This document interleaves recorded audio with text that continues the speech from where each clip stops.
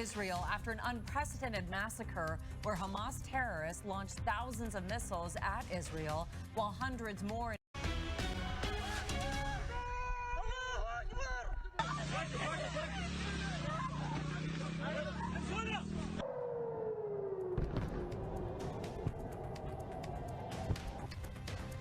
Terror in Israel after an unprecedented massacre where Hamas terrorists launched thousands of missiles at Israel, while hundreds more invaded the territory Saturday. The death toll is still rising now, 3 days after the first round of attacks, with more than 900 Israelis dead, including at least 11 Americans.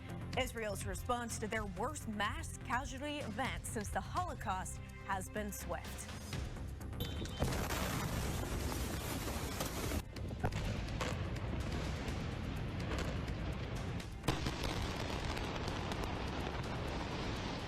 Today, Israel is launching strike after strike in Gaza as officials say their complete siege of the area has only started.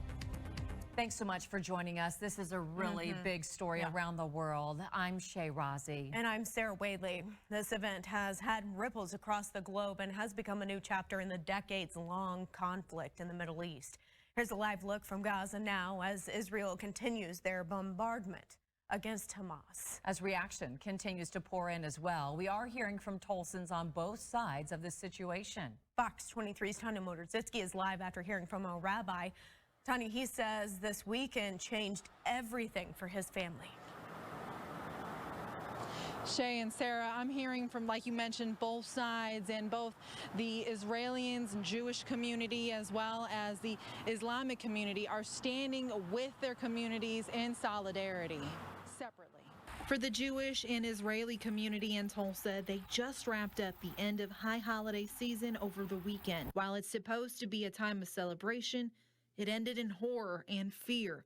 Rabbi Dan Kamen says he woke up to a new reality Monday morning. I got an email from my cousin on Friday morning before all of this, and it was, "Did you see the invitation to my wedding later this month?"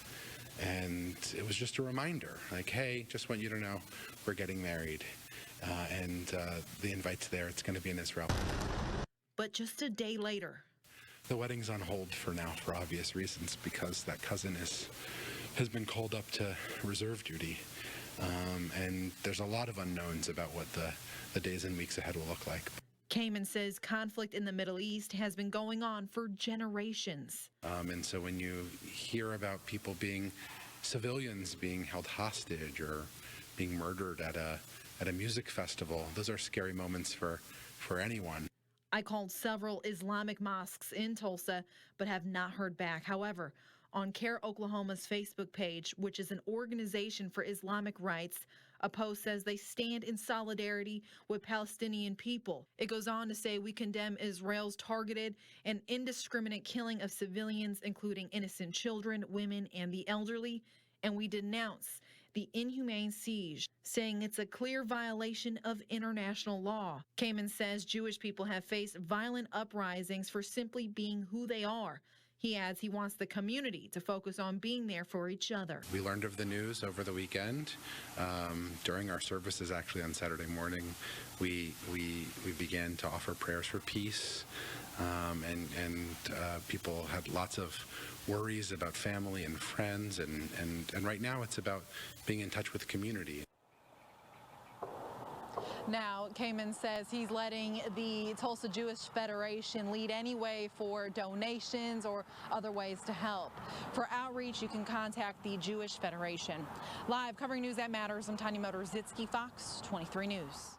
We checked with our U.S. representatives and senators. Everyone we contacted condemned the attack by Hamas. That includes Senators James Lankford and Markwayne Mullin, as well as Congressman Kevin Hern and Josh Burkeen. Burkeen said, quote, America must stand in solidarity with Israel against these unprecedented attacks by Hamas jihadists from within the Gaza Strip.